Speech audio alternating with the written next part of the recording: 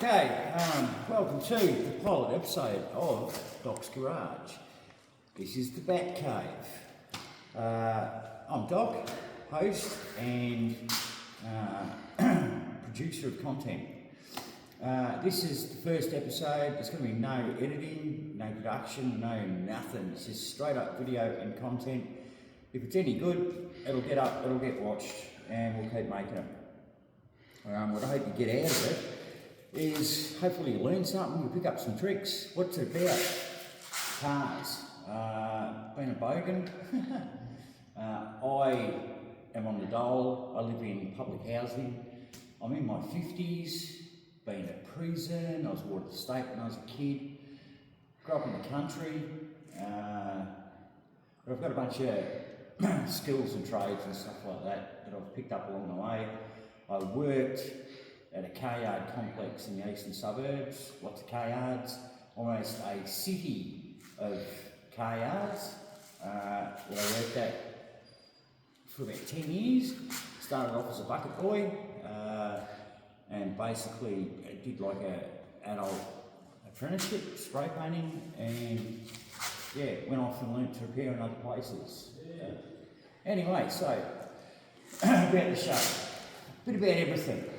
Cars, hard rubbish and scrap metal. People, things they throw out, awesome. Yeah, you can pretty much survive on the track. Anyway, this is our garage, and not taking advantage of it would be a criminal act. It's awesome. It's like climate control, we're underground. It's just a steady 20 degrees in here or so, whether or not it's freezing cold, it might be outside, it's fantastic. Nice hard concrete floor, jack stuff up onto. That'll be our first lesson, jacking stuff up. The reason why I'm making this video is because I was having a bit of a breeze through good old YouTube last night, looking at car stuff, and it's a lot of people fixing stuff in their driveway, doing a good job. The kids doing a good job, but let's take it up a level and do some stuff properly at home with stuff. Like I said, I'm on the dole. I'd scrimp and save for everything that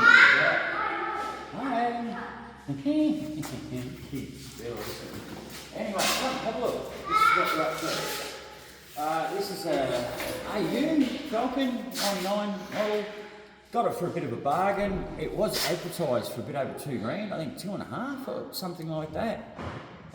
We didn't have that much money to start off with, so I was going in there with my bargaining skills, hoping to be able to crunch them a bit. At the time, we were looking for a ute that we could use for work straight away. And there were heaps of Jap utes, Ford Couriers and Mazda Broncos and things like that. And I actually had a Ford Courier, an 84 model, for years, and I put a load of model motor in it. The original motor, you put a trailer on the back, and it felt like it was loaded up. It was terrible, but put a new motor in it was good. The reason why I got the Falcon, because it's a Falcon, of course. 6 cylinders instead of 4. It's a 5-speed, aluminium tray, so it means you can carry a bit more weight. But they're not making them anymore. They've got the potential of putting out a lot of horsepower. There's lots of stuff you can do to them, lots of aftermarket stuff. At the moment, I've got an abscess on my jaw. Like I said, we've got no makeup or anything like that, and just saw the stuff on YouTube. So I'm going to get something out there, something, no offence fellas, but a bit better. Alright, so they were advertising for $2,500. The reason I bought it, 6 cylinders, it's what factory puts out about 200 horsepower, put a whistle on it and she'll put out a lot more, but we'll walk before we can run. We've had it for 2 years, which is an absolute nightmare. It had a bit more work needing to do to it than what I thought. I haven't been in the car game since 2000 when this car was made. I had a workshop in 2000 out on the Eyre Peninsula, South Australia, out in the middle of nowhere. And I came back from there. I didn't want to work for anyone. Went and did some trade recognition stuff, and it did engineering, boiler making stuff ever since, and then got into scrap metal. But anyway, I digress. Car stuff. So this turned out to have a bunch of electrical problems. It was a bee's dick being off a no crank, no start situation. It's got 2 lots of security in it, PATs, and some other bloody thing. The PATs is to do with the key, the fob. It needs a fob to talk to it to turn it on. And something else, I don't know, but it's bloody, you got to put a pin number in it and locks you out, and it's bad news. Anyway, it's got to do with the body control module. Now when I went to look at it, I saw the red hand on the dashboard, but thought, it's just a fucking idiot light, she'll be right. I'll crunch them on the stuff that it really needs doing. It's got 400,000 kilometres on the clock. It's been on LP gas for a long time, so the motor's in good, clean nick. It's not all carboned up and all that sort of stuff, but it hadn't been serviced in fuck knows how long, and we still haven't serviced it. Okay, they had it advertised for $2.5. We got it for $800. Now, he said a really stupid thing. He said he's not going to part for it for under $1,000 because it's a 5-speed manual. Got to agree with him, but him saying that, yeah, he's thrown out the challenge. Right, get it for under $1,000, and they got to agree to it and be happy about it. Anyway, so this has got a crack in the firewall. Anyone that's had anything to do with Falcons, back from XF, EA, EB, this is an AU, same bloody firewall, clutch. Cable, it's not hydraulic or anything like that, it's old school cable. The firewall flexes away, gets little cracks in it, it sinks, it breaks, it turns into a bowl. This thing goes out of alignment. This actually had a line cut in the tube where the cable was so far out of alignment, it was, wearing a hole in the side of the thing. Now the brake lines still aren't in, I've just thrown the master cylinder in. It needs a valve at the back of it. It's got to be rebuilt. A proportional valve. There you go. So anyway, so that was a big job, and that's why we got it for $800. I told the bloke that you're looking at minimum $1,500 to a couple of grand to get it fixed, because it's a pretty substantial repair. The carpet had to come up, pedals had to come out, drop the steering column, master cylinder out, and then there was a bit of work. So seeing that there's nothing on the internet like that, I thought I should do some content. So unfortunately we missed the boat on this one, but I'm sure if someone drops me a line that we could do a cheap repair for them and do it for all the folks at home to see. I'm not doing it for bloody nothing. I'm not a charity. Anyway, I'm not paying rent on a workshop, so we can offer to do work a bit cheaper. So there you go, and good work. Anyway, so $800. It needed some brakes. Like I said, the proportional valve is leaking. Couldn't get a pedal in it.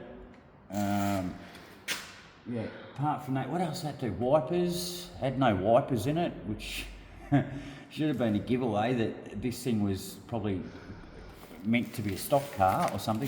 Had LP gas in it. The gas was up for inspection, the 10-year inspection. It wouldn't have passed because it had surface rust on the tank. It was just a mild steel tank, not a stainless one. So it wouldn't pass, so I had to pull it out. Bitch of a job. Also, they're taking all the infrastructure out for the gas, which is ridiculous. Why?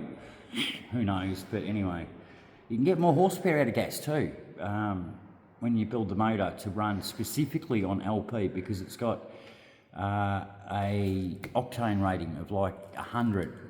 You got your 98, you got your 95, you got your 91, which is rubbish.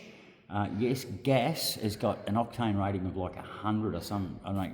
Whack it in the comments down the bottom, but it's got a really high octane rating.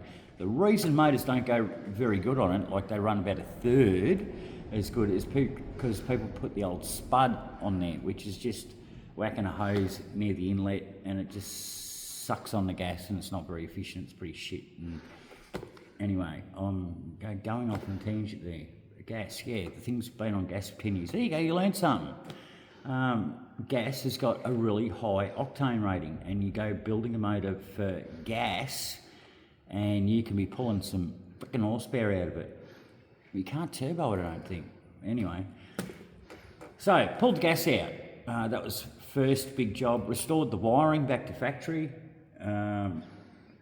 Did this. Now, we've had it for 2 years. The reason for having it for so long is because I had to get my hands on one of these bad boys, a welder. This is a really cool one. It's 3-in-1. It's a MIG, stick and a TIG. Like I said, I'm on the rock and roll, the doll. I got this $200 from a big green warehouse style hardware shop. Someone had pulled all the bits off. It didn't have the torch, it didn't have the earth.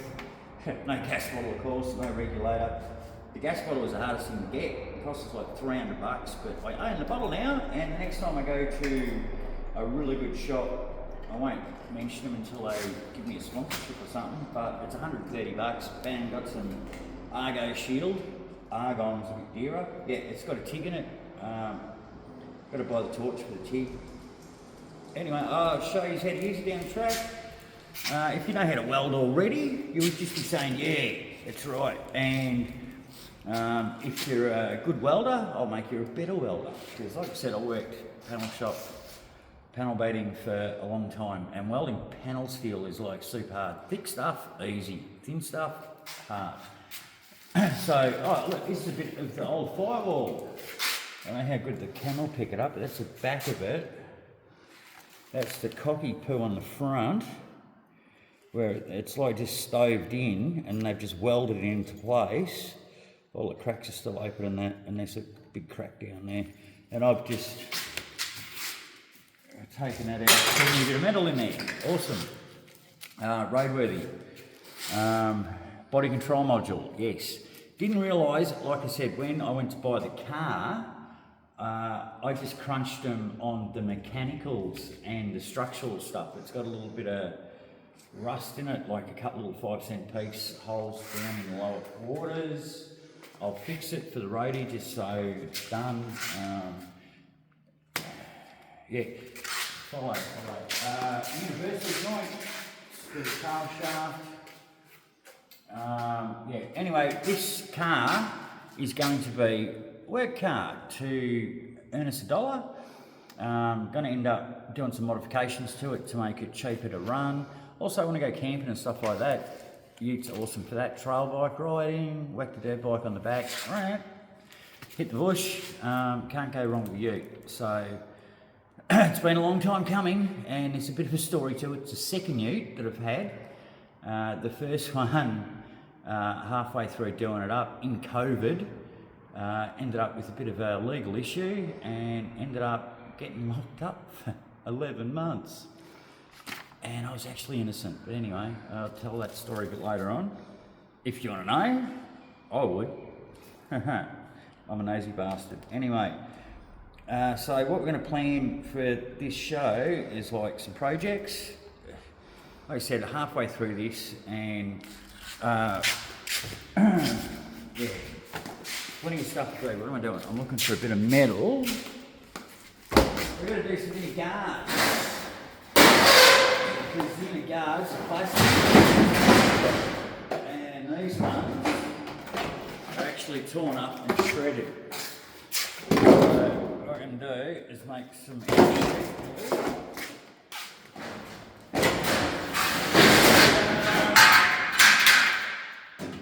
sheet metal. It's actually stainless, 410 chrome stainless. So the magnet sticks to it, but it doesn't rust. It's just a cheap shit. Stainless. It's a bit of scrap. Anyway, you can follow me around this way. Is that the way, camera person? We know how your guards go, but yeah, this will get folded up and wrapped up in there to replace this rubbish. I'm not sure if it's one of the right ones. It's got it marked on here somewhere. Right hand, yes, this is the right hand.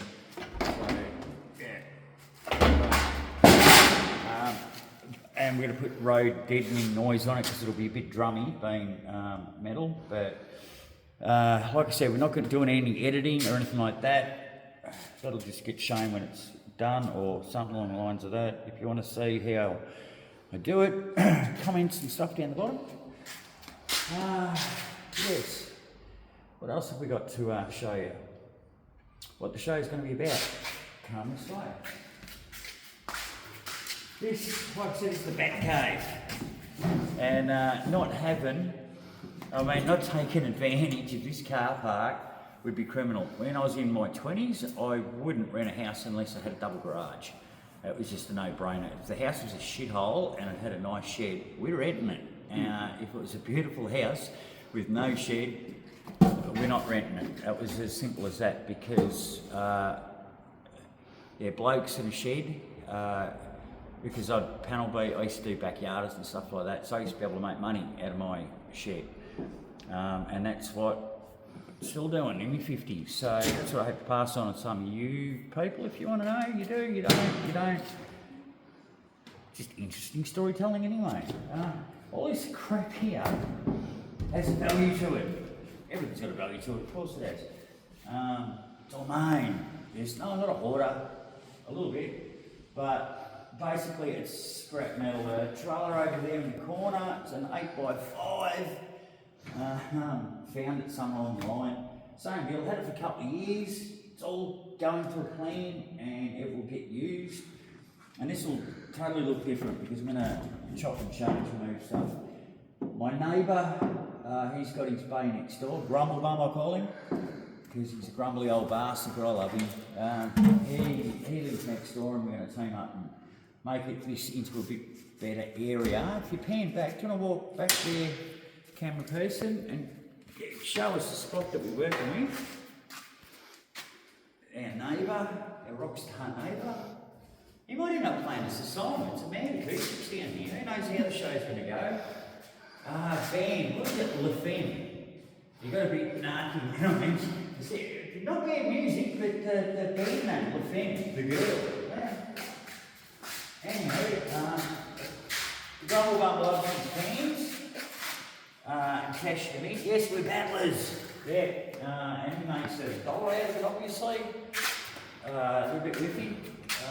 But yeah, this is my trap over here.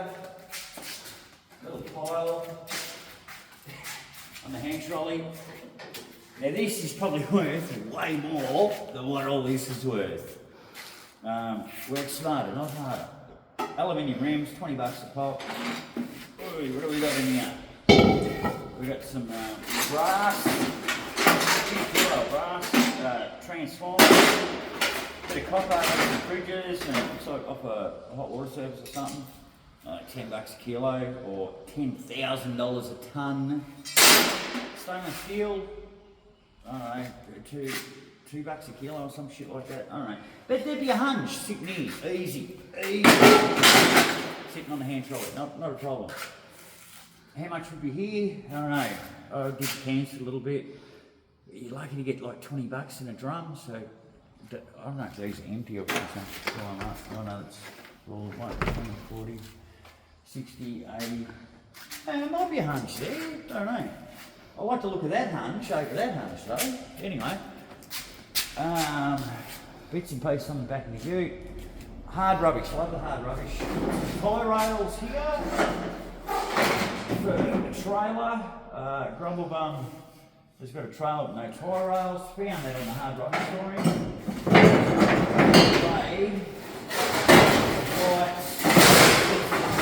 Off Bay Marie or something. It's 316 that one. Makes it doesn't stick. Too good for wheel arches. Might make a toolbox out of that one. 410. Probably. I think that's 410 as well. Then again, it might be 316. Got a bit of a 316 sheen to it. Junk, but it's stainless steel. You can throw it in the ocean, pull it out 20 years later, it'll have a green tinge to it. Run the grinder over it, like brand new. Steel is steel, and you can still make good stuff out of junk. One man's junk, another man's treasure. So, I don't know, you interested in seeing stuff like that?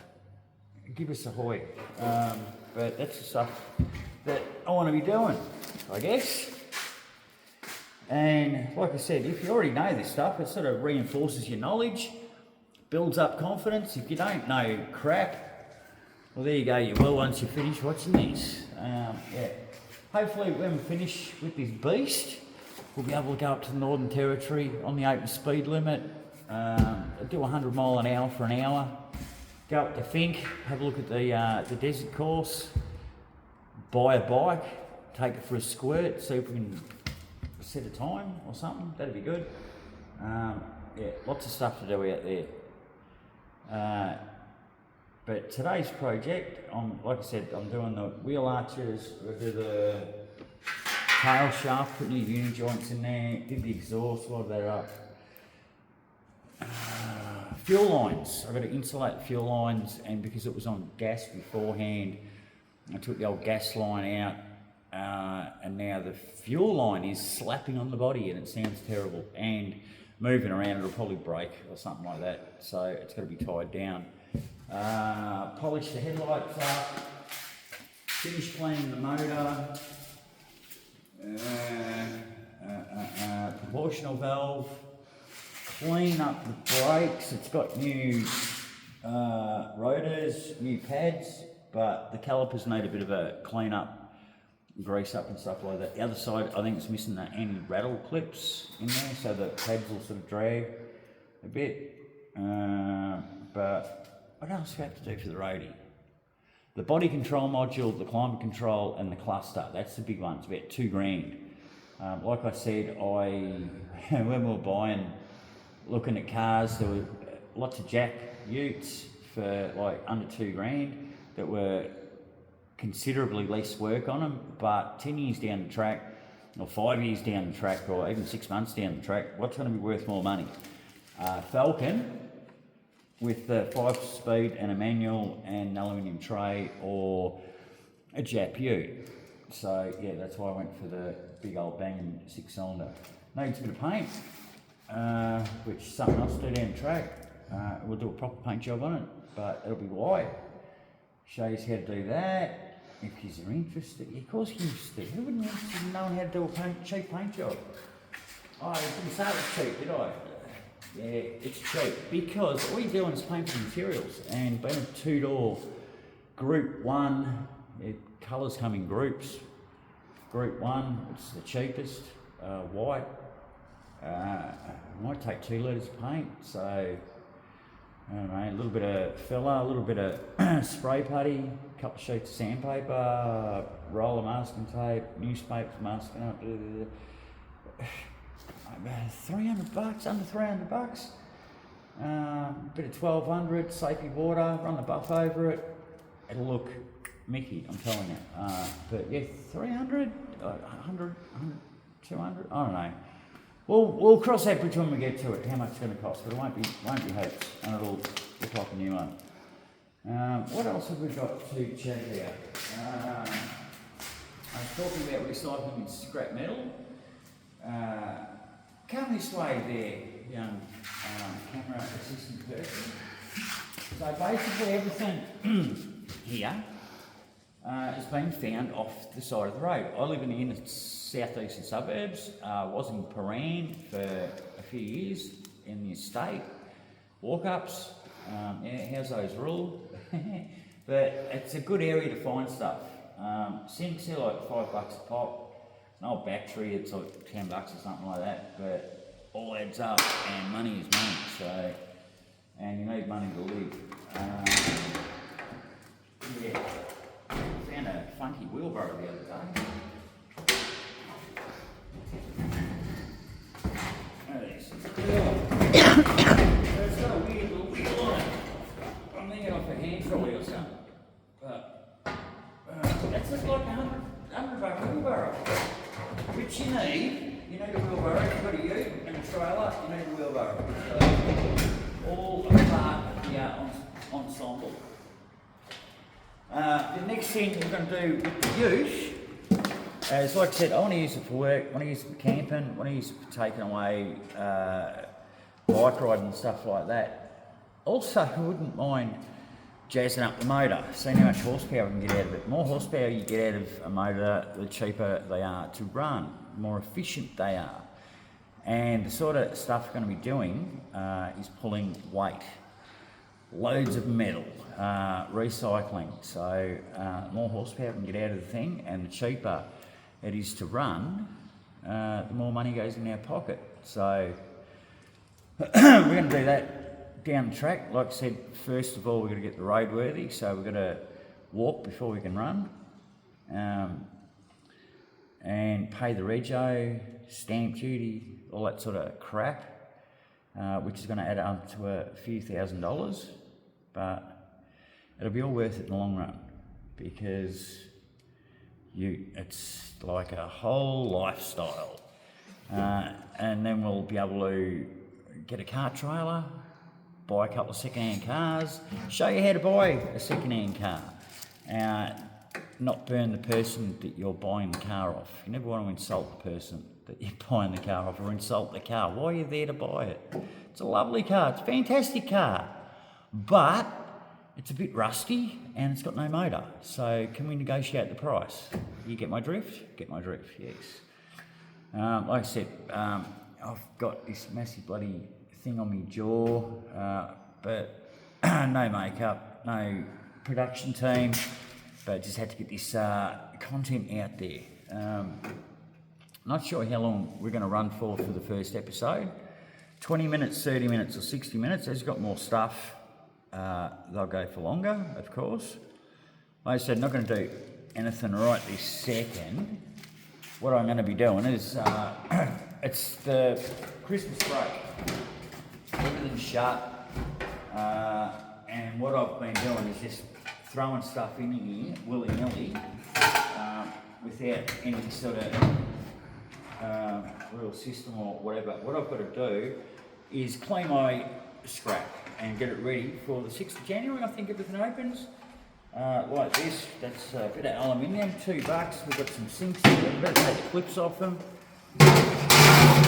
Battery, look, we've got a bit of brass in there.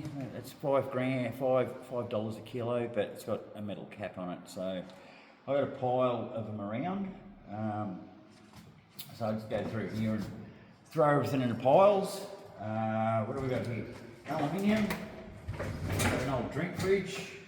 Doors of old drink fridge. A few of these bloody carry cases. Gotta pop them on eBay, I think. They're really handy. You can carry gas bottles and everything. Yeah, talking of gas bottles, I swear, I buy one of these a week. So if you're after a swap and go bottle within date, they're normally $50 from Doc's Garage. I reckon we can do it for 20.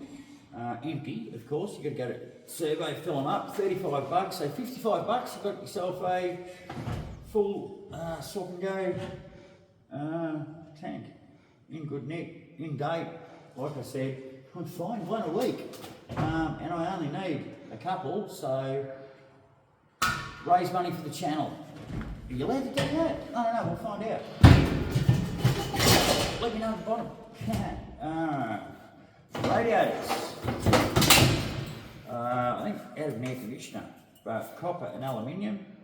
These are worth, I don't know, 3, 5, 8 grand a tonne, or $8 a kilo or some shit like that. Not sure, but anyway, I've got to take the metal out, cut through there with a hacksaw or a grinder or some bloody thing like that. A little handful of macaronis, they go in the copper pile. Value. Like I said, I've just been throwing stuff in there for the past week or so, finding stuff like data cables, cords, all that sort of stuff. Yes, it's all worth bloody money. Like I said, the set will change from episode to episode. I hope that means that progress has been made. But my first job will be, like I said, is to clean up after the Christmas New Year's break. It is New Year's, I think it's the 3rd or something like that. So this is, yeah, fresh, our first episode. Write in the comments down the bottom. I'm not going to go on about subscriptions and stuff like that. It annoys the piss out of me, so I'm sure it annoys the piss out of you too.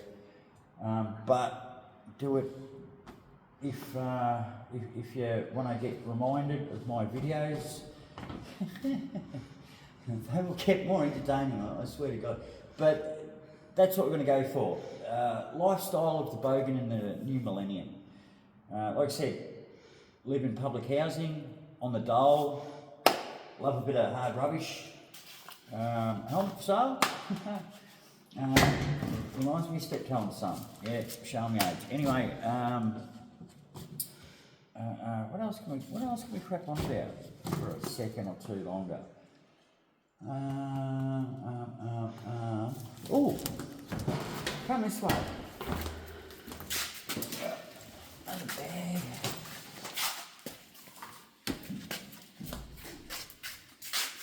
Come this way, camera person.